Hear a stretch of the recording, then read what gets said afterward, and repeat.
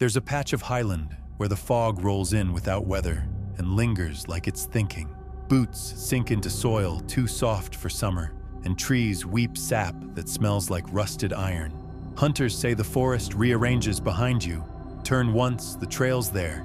Turn again, and it's gone. Something out here mimics voices just wrong enough to unsettle, close enough to follow.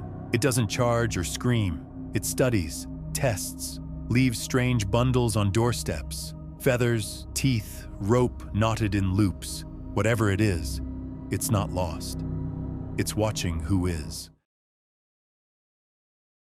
Rainier Forest Reserve, Pacific Northwest, 1994.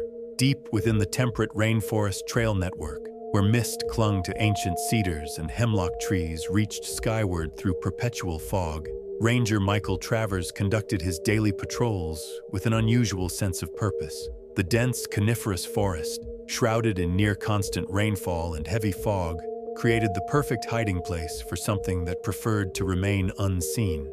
Travers, a weather-beaten man aged 37 with a decade of service to the park, had always been considered something of a loner among his fellow rangers. What his colleagues didn't know was that Travers had been meticulously documenting what he called Type 4 evidence in a series of personal journals. Strange vocalizations that echoed through valleys at dusk, elaborate branch structures too high for human reach, and massive footprints discovered along restricted logging trails. These findings were never included in official reports. Travers knew better than to risk his reputation on what most would dismiss as folklore. The isolated ranger station where Travers was posted received minimal visitor traffic, especially during the rainy season. This suited him well, allowing ample time for his clandestine research. He had mapped patterns of unexplained phenomena across the park's eastern quadrant, noting seasonal migrations that followed no known wildlife pattern. Though he'd never directly encountered what he believed was out there, the evidence had become too consistent to ignore. Everything changed in late October when two experienced hikers, Brian Hemsley and Cynthia Moore, geology graduate students from Portland, were reported missing after failing to return from a 3-day trek near Bear Creek Ridge. Their vehicle remained at the trailhead parking lot, and concerned friends had contacted park authorities when they missed their check-in deadline. Travers joined the search operation, heading a team that would cover the densely forested northern perimeter of their planned route. On the second day of the search, his team discovered something disturbing. Torn clothing caught in a branch nearly 11 feet above the ground, and a series of massive footprints circling what appeared to be the remains of a destroyed campsite. The tent had been shredded, sleeping bags dragged several yards from their original position, and most disturbing of all, long dark hairs that matched no known regional wildlife were found snagged on splintered wood. Before Travers could properly document everything, radio contact brought news that Cynthia Moore had been found by another search team, dehydrated, barefoot, and in a state of severe psychological shock. She was discovered nearly 6 miles from the campsite, huddled inside a hollow log. Once stabilized at the Ranger Medical Station, she described through broken sentences how something tall and hairy, like a gorilla, had approached their camp in the pre-dawn darkness, circling repeatedly before attacking and dragging Brian away into the woods. When Travers attempted to interview her further, park administration intervened, and he was reassigned to perimeter duty. The official report later categorized the incident as a probable bear attack, citing claw marks found on a fallen log near the campsite. Despite organized searches, Brian Hemsley's body was never recovered. What the official report omitted was that Travers had managed to photograph and cast one of the footprints before being ordered off the case. The print measured 17 inches long with anatomical features that matched no known animal species. More troubling still were the proportions: a narrow heel and wide forefoot with 5 distinct toe impressions, suggesting bipedal locomotion from a creature estimated to weigh over 500 pounds. In subsequent weeks, Travers noticed increased activity around the park. Unmarked government vehicles, restricted areas designated for ecological assessment, and files mysteriously removed from the station's records room. When he formally inquired about evidence collected from the Hemsley Moore incident, He was informed that all materials had been transferred to regional headquarters for specialized analysis. 3 months later, Travers received a transfer order to a desert park in Arizona, a climate and ecosystem entirely different from his decades of specialized experience.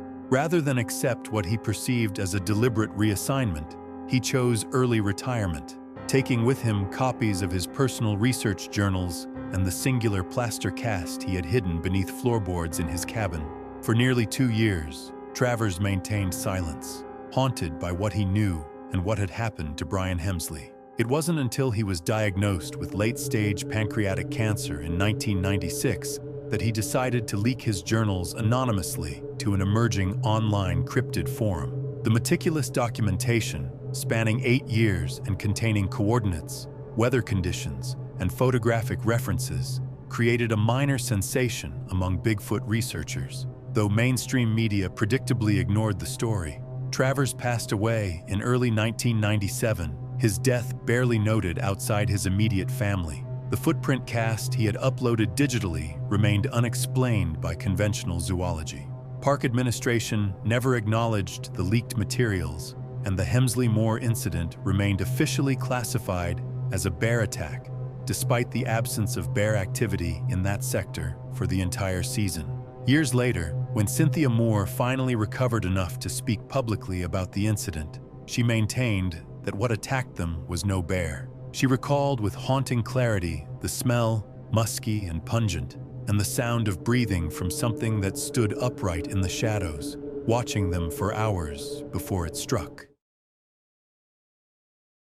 Velcara Forest Reserve, Norlandia, 2003. The ancient woodlands nestled within the Monterey mountain range had stood largely untouched for centuries, with dense coniferous forests giving way to alpine meadows across steep, mist-shrouded valleys. This protected wilderness corridor, spanning nearly 40,000 hectares, was home to some of the region's last populations of brown bears, wolves, and lynx. Local folklore spoke of other, more mysterious inhabitants, tales most educated Norlandians dismissed as rural superstition. Eliska Novak, a 26-year-old forestry doctoral candidate from Norlandia State University, had chosen the remote eastern sector of the reserve for her dissertation research on post-Soviet land use changes in traditional grazing areas. Her academic supervisor, Professor Marek Horvath, had initially expressed concerns about her conducting solo fieldwork in such an isolated location, but Eliska's experience with wilderness navigation and her fluency in local dialects had ultimately convinced him to approve the 2-week expedition. The reserve management had permitted Eliska to utilize an abandoned shepherd's cabin as her base camp, a simple stone structure last occupied in the 1970s before the area was designated for conservation. The cabin sat in a narrow valley between 2 forested ridges, approximately 9 kilometers from the nearest maintained trail and 17 kilometers from the ranger station at Mirovka Pass. Eliska's research protocols required daily radio contact with the ranger station, typically scheduled for 1900 hours when she returned from collecting field data. For the first 2 days, communications proceeded normally.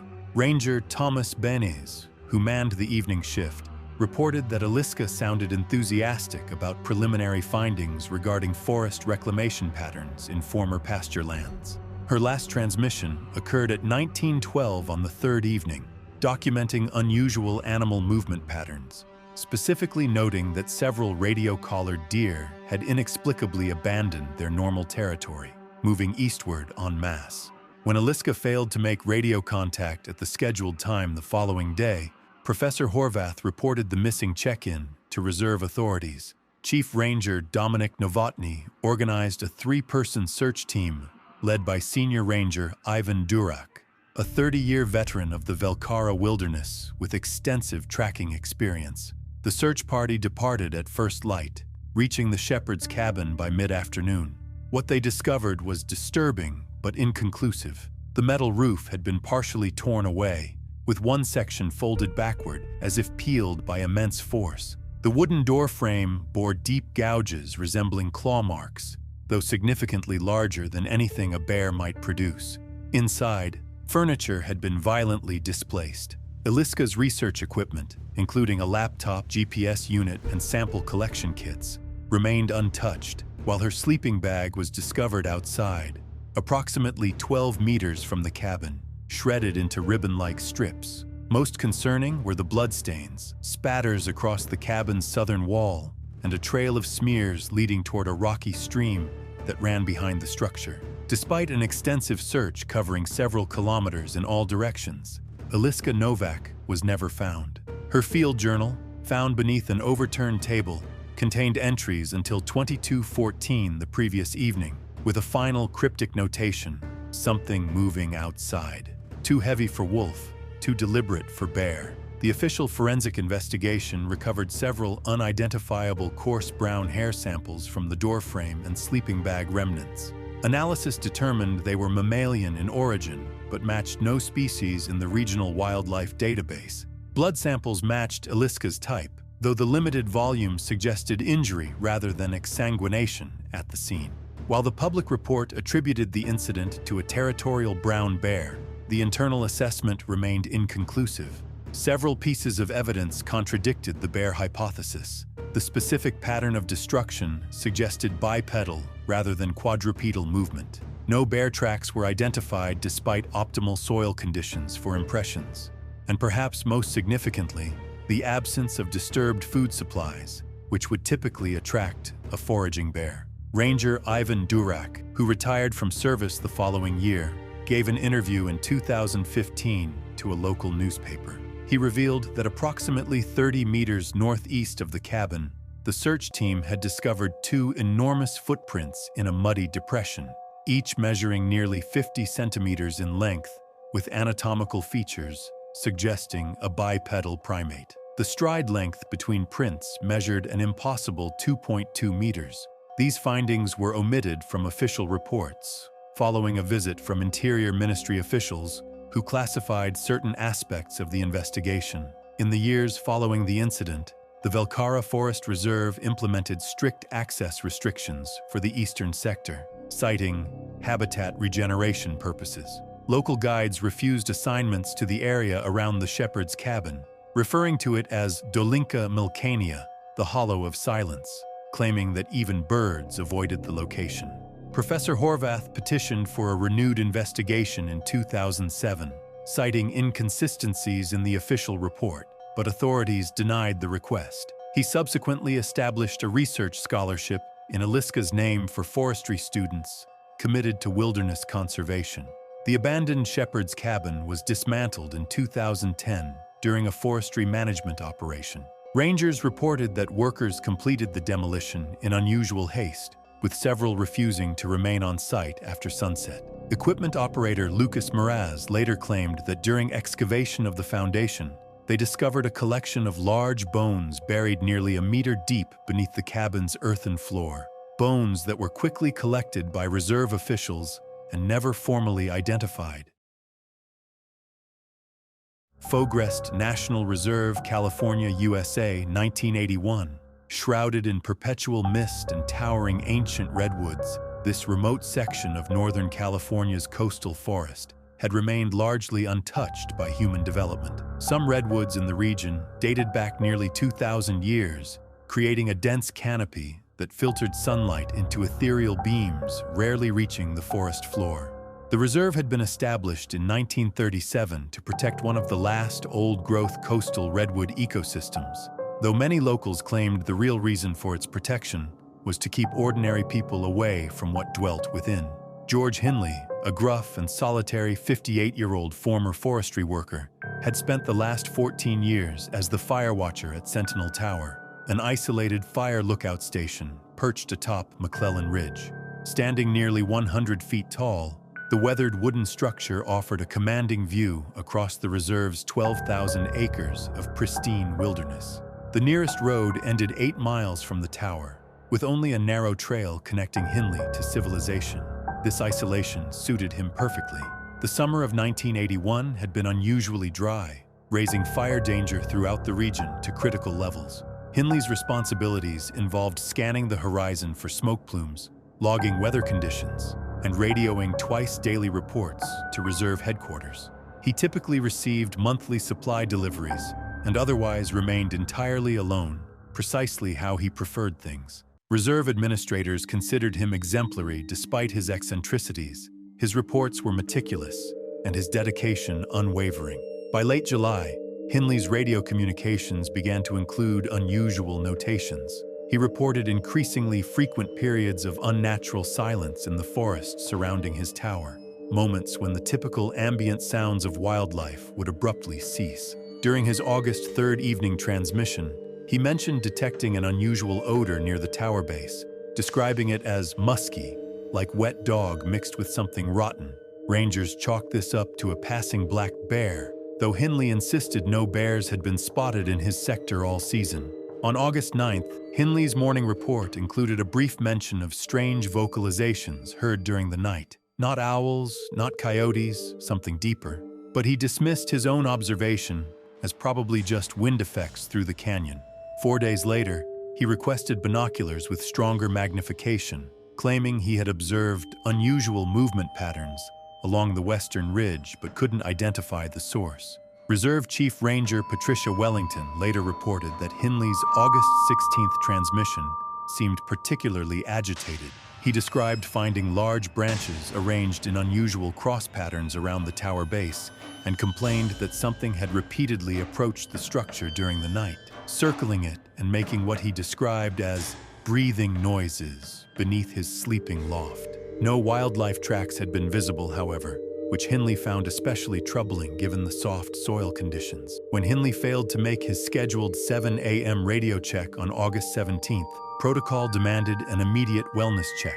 Rangers Thomas Blackwood and Rhonda Esperanza departed headquarters by 8:15 a.m., reaching Sentinel Tower shortly after noon. Their incident report documented a scene that defied standard explanation. The heavy wooden door to the tower had been broken inward with such force that the reinforced hinges were torn from the frame. Inside, furniture was overturned, and Hindley's logbooks were scattered across the floor. His chair lay on its side, and dried coffee had spilled across his weather maps. More disturbing were the handprints, massive, oily smears on the western wall with a dermal pattern unlike any known primate. Most concerning was a 2-inch strip of skin caught on a splintered doorframe, later confirmed through DNA analysis to belong to George Hindley. Despite an extensive search operation involving 27 personnel, 4 tracking dogs, and eventually 2 helicopters, no trace of Hindley was ever found. His personal effects, including his wallet, keys, and the service revolver he kept secured in a lockbox, remained in the tower. The only exit showed clear signs of violence, blood smears on the doorframe and deep scratches in the wooden floor, as though something had been dragged outside. The FBI quietly joined the investigation after county authorities were confronted with evidence they couldn't explain through conventional wildlife encounters. Agent Marcus Devereaux, assigned from the San Francisco field office, spent 3 weeks at the site, but produced a report that remains classified to this day. Unofficially, witnesses reported seeing federal personnel in unmarked vehicles collecting environmental samples and installing monitoring equipment throughout the reserve. Reserve administration officially listed Hindley as missing, presumed deceased due to wildlife encounter, suggesting a possible mountain lion attack, despite the absence of supporting evidence. The tower was declared structurally unsound following the incident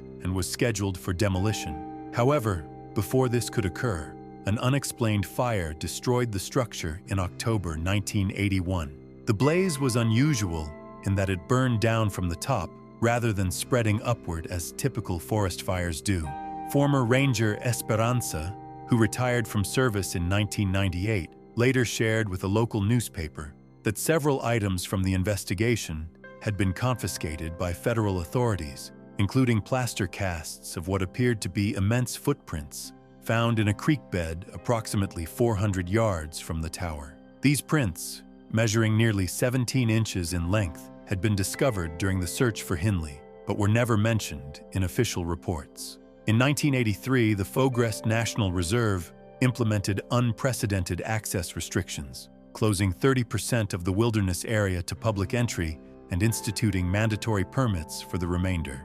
The area surrounding the former Sentinel Tower location was designated a sensitive habitat restoration zone and remains off-limits even to reserve personnel without special authorization. Local resident Theodore Campbell, who operated a general store near the reserve entrance, maintained that government researchers still periodically visited the area around the former tower site. He claimed these individuals arrived in unmarked vehicles, typically during periods of heavy fog, and carried specialized recording and tracking equipment into the forest. When questioned directly, they identified themselves only as environmental consultants, conducting routine assessments. The official explanation for George Hinley's disappearance remains unchanged in Forest Service records: presumed fatal encounter with an unidentified predator. His remains have never been recovered, and the case officially remains open but inactive. To this day, George Hinley's fate remains a mystery, swallowed by the mist and silence of Fogrest. Yet those who live nearby still speak of strange sounds in the night and figures moving through the trees, too large, too fast to explain. Whether he vanished by accident, by predator, or by something else entirely, the forest has kept its silence. Fairwood Forest, Northern Elandra, 2017. Known to locals as one of the region's few dense forests, Fairwood stood in stark contrast to the country's typically barren volcanic terrain.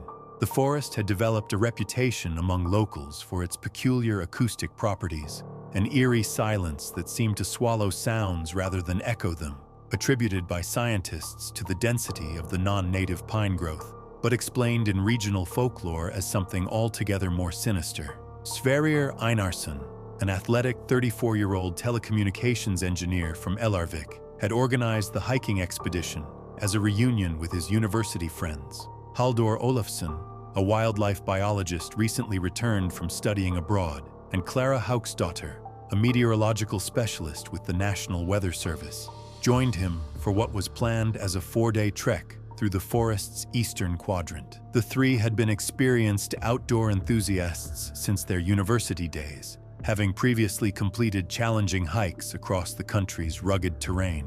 Their expedition began on June 12th under unusually favorable weather conditions, clear skies and mild temperatures. Forest Ranger Bjorn Magnusson checked their permits and gear at the ranger outpost, later noting they were well equipped with compasses, thermal camo jackets, GPS units, and emergency flares. Their route initially followed marked trails before diverging into denser woodland, seldom patrolled due to the terrain.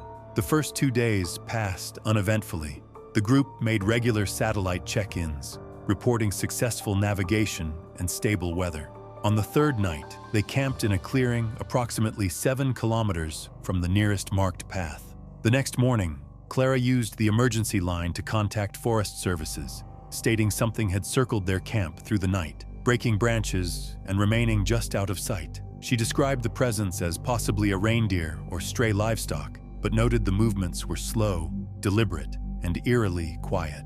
A ranger team was dispatched immediately, though difficult terrain delayed their arrival until after 4 a.m. Upon reaching the site, rangers found a disturbed camp. 2 tents had been partially collapsed, gear scattered widely, and 1 sleeping bag shredded. Clara was located 200 meters away, inside a hollow tree trunk, suffering from mild hypothermia and in psychological distress. Sverrir was found shortly thereafter, unconscious but alive, with a fractured arm and signs of blunt trauma.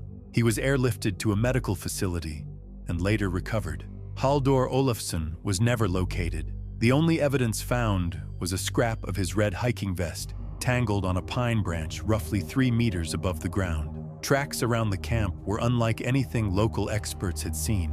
Bipedal prints measuring approximately 47 centimeters long, with 2-meter stride lengths, sunk deep into the soil as if made by something extremely heavy. No reindeer, bear, or known fauna matched the characteristics. The official investigation concluded that the group likely encountered a large animal and panicked, causing injury during a hasty escape. Officials suggested reindeer, despite a lack of supporting evidence, and the case was quietly closed by the end of the year. Clara Hauksdotter took a medical leave of absence and later moved to the southern coast. She declined interviews, but in a 2019 article by regional journalist Jonas Sigurdsson, she is quoted as saying, "It was no animal. It walked like a man but wasn't one. It moved like it knew we were watching." Access to the eastern quadrant of Fairwood Forest was restricted in early 2018. Official reasons cited habitat conservation, but no restoration programs were listed publicly. Locals noted an uptick in unmarked trucks and field personnel, particularly during moonlit nights. When asked, forest officials described the activity as seasonal ecological monitoring. Former junior ranger Eileen Jonsdottir claimed specialized tracking gear had been deployed across the area. Infrared cameras, thermal drones, and motion sensors camouflaged to blend into the dense woodland. To this day, professional guides refuse to lead treks into the forest's eastern reaches after dusk. Official brochures praise Fairwood's serene beauty, but locals continue to warn visitors, stay on marked trails, and never camp where the trees grow too close together. Even now, long after the official reports have faded from public memory, something about Fairwood remains unresolved. The silence isn't just the absence of sound, it's the presence of something waiting. And for those who've been too close to whatever walks between the pines, the forest is no longer a place of beauty, but a boundary that should never have been crossed. Blackrush Marsh, Queensland, Australia, 1999. Nestled between the ancient eucalyptus forests of the Talgara Ranges and the creeping expansion of coastal development, Blackrush Marsh represented one of the last substantial wetland ecosystems in the region. Spanning nearly 8,000 hectares of swampy terrain, the reserve had been established in the early 1980s following environmental protests against proposed drainage for agricultural use. The landscape featured a complex network of billabongs and seasonal waterways surrounded by dense Melaleuca forests, creating a labyrinthine environment that even experienced bushmen approached with caution.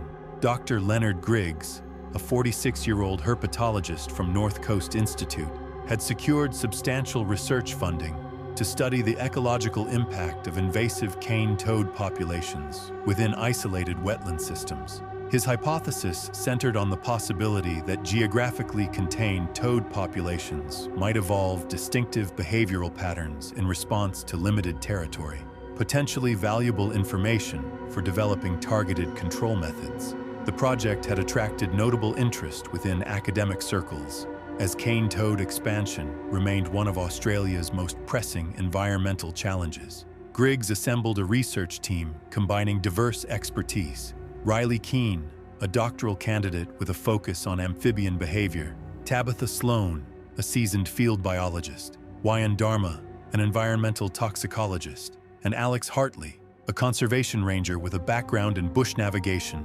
firearms safety, and threat assessment. Their gear included GPS units, trail cams, satellite communications, waterproof journals, flare pistols, and scoped tranquilizer rifles adapted for large reptile tagging. The team had conducted preliminary surveys in April before establishing a more permanent research station in early June, when seasonal water levels would concentrate toad populations around remaining water sources. The research camp was set on a relatively dry, elevated patch roughly 4 kilometers from the nearest vehicle access point, requiring transport via flat-bottom boats and modified swamp buggies. The base consisted of 4 sleeping tents and a central operations canopy housing weatherproof data terminals, supply crates, and essential survival kits. For the first 9 days, their research progressed smoothly. Team journals described consistent toad population densities and good data collection conditions. The marsh's quiet beauty and remoteness created a productive rhythm for the team. However, the evening of June 12th marked the first unusual occurrence: a complete silence across the marsh. No birds, no frogs, no insects, for nearly 30 minutes. Initially assumed to be the approach of a predator, the silence was noted by multiple team members. The next morning, Griggs and Keane discovered strange woven structures near a grove of flooded gums, limbs twisted unnaturally into geometric loops. They documented the find with photographs and marked GPS coordinates. However, when Alex returned later that day to collect samples, the structures were gone, and even the disturbed soil had settled.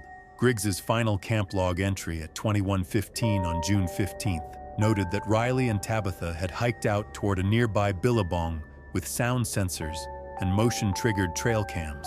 Weather notes included rising humidity and a strange, low mist. He wrote briefly that, "Something feels different tonight, pressure in the air." What followed has been pieced together through recovered notes and survivor accounts. Around midnight, Alex Hartley was awakened by the sound of thrashing brush near the camp's edge. Armed with a high-powered flashlight and tranquilizer rifle, he moved toward the noise but found nothing.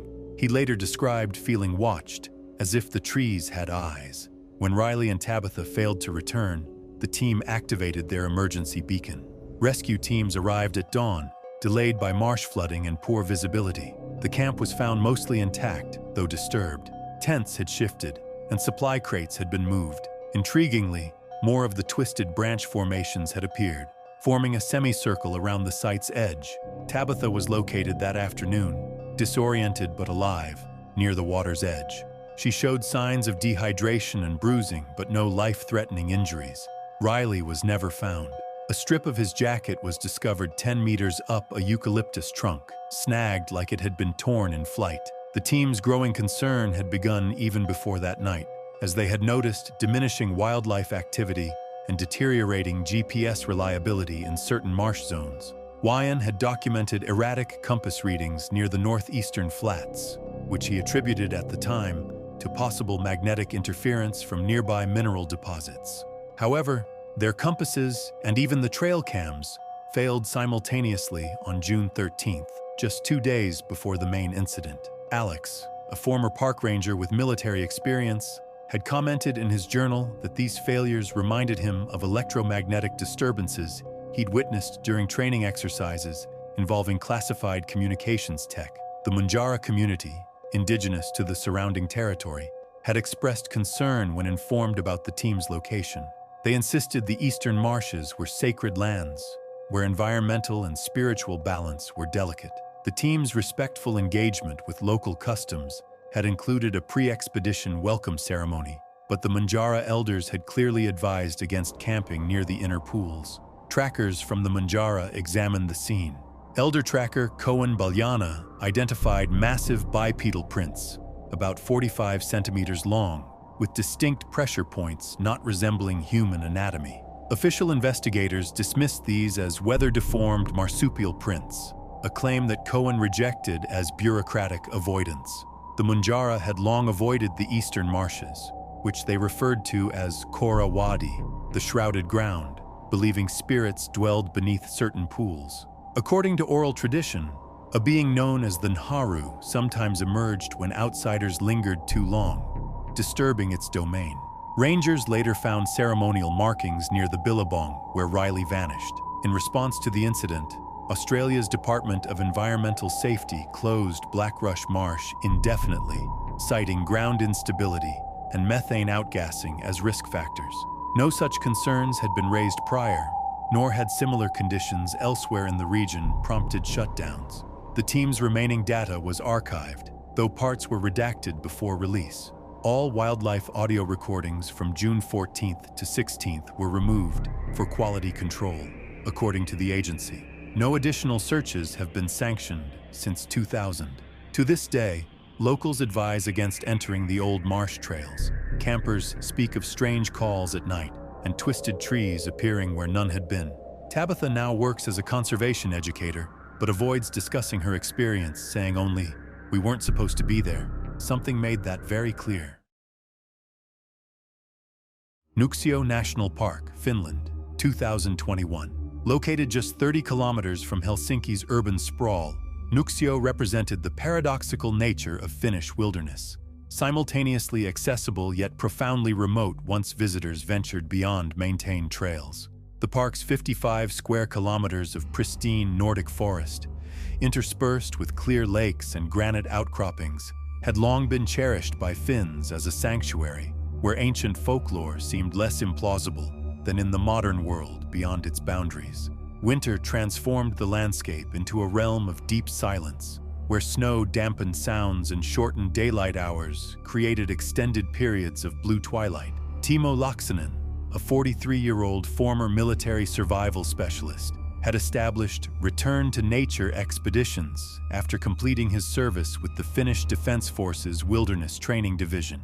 His company specialized in immersive wilderness experiences designed to reconnect urban professionals with Finland's natural heritage through challenging but carefully managed expeditions. Laaksonen's military background and 20 years of wilderness guiding experience had earned him a reputation for meticulous planning and uncompromising safety standards. The January 2021 expedition represented Laaksonen's standard winter program, a 6-day trek through Nuuksio's less-traveled northern section, where participants would learn traditional winter survival skills while experiencing the profound isolation of the Finnish forest in its most demanding season. The participants included 6 clients: Emilia Rajanen, a 36-year-old software developer from Tampere; Henrik Virtanen, a corporate attorney from Helsinki; Sofia Lindholm, a hospital administrator; Mikael Niskanen, a university mathematics professor; Juha Korhonen, a recently retired civil engineer; and Kaisa Makinen, a financial analyst with an international banking firm. All had passed Laaksonen's mandatory fitness assessment and completed the required preliminary training weekends. The expedition began on January 12th with favorable conditions, temperatures hovering around -10 degrees Celsius, with light snowfall and minimal wind. According to the detailed itinerary filed with park authorities, the group would establish nightly camps progressively deeper into the forest. Park rangers initially attributed this to equipment failure due to extreme cold, as temperatures had plunged to -30 degrees Celsius overnight. However, when the scheduled January 17th emergency beacon test signal also failed to transmit, Ranger Antti Koivisto organized a preliminary assessment team to investigate. Deep snow conditions and a developing winter storm delayed their departure until the following morning. The search team's discovery, documented in their official report, defied conventional explanation. They located the group's final campsite near the base of Tapiola Ridge around midday on January 18th. 3 expedition tents had been virtually destroyed, not merely collapsed under snow weight, but torn apart with supporting poles snapped despite their carbon fiber construction. Equipment was scattered across approximately 40 meters, with some items found impaled in tree branches at heights impossible to attribute to wind dispersal. Most alarming were the tracks surrounding the camp, massive bipedal impressions in the deep snow, measuring approximately 52 centimeters in length, with a stride pattern indicating a creature of enormous size moving at considerable speed. These tracks formed concentric circles around the destroyed campsite before leading deeper into the forest, along a northeasterly trajectory. Initial search efforts located the bodies of 4 expedition members within 200 meters of the campsite. Timo Laaksonen's body was discovered wedged between 2 granite boulders approximately 300 meters from camp, with injuries the medical examiner would later describe as consistent with extreme compressive force applied to the cranium and upper thoracic region. Henrik Virtanen, Sofia Lindholm, and Juha Korhonen were found within relatively close proximity to each other, all exhibiting severe traumatic injuries inconsistent with environmental exposure or wildlife attacks. The search for the remaining participants continued despite deteriorating weather conditions. Mikael Niskanen and Kaisa Makinen were never located, despite extensive search operations employing thermal imaging equipment and trained rescue dogs. The only evidence of their fate was Mikael's shredded backpack, discovered nearly 500 meters from the campsite, containing his personal identification, but no other belongings. On the morning of January 21st, experienced rescue volunteer Leena Hakala discovered Emilia Rajanen approximately 7 kilometers from the destroyed camp, sheltering in an abandoned hunting blind. Despite severe frostbite to her extremities and advanced hypothermia, Emilia had survived by burning pages from a notebook and her own spare clothing to generate minimal heat. After medical stabilization and transport to Helsinki University Hospital, her account of the incident raised more questions than answers. according to the heavily redacted interview transcript later leaked to regional news outlets. Emilia described the group being awakened shortly after midnight on January 16th by what Laaksonen initially identified as unusual wildlife movements. The experienced guide had ordered everyone to remain inside their tents while he investigated. Approximately 20 minutes later, Emilia reported hearing Laaksonen shouting instructions to evacuate immediately, followed by sounds she described as something massive moving through the forest, breaking branches and making deep, rhythmic vocalizations unlike any animal I've ever heard. In the ensuing chaos, Emilia described witnessing a massive bipedal figure moving with extraordinary speed around the perimeter of their camp. In the limited illumination provided by headlamps, she could discern only a general silhouette, considerably taller than any human, covered in dark hair and moving with deliberate purpose rather than the random patterns of panicked wildlife. She described the creature seizing Sophia directly from her partially collapsed tent and folding her body as if it were paper, before discarding it and pursuing others who attempted to flee.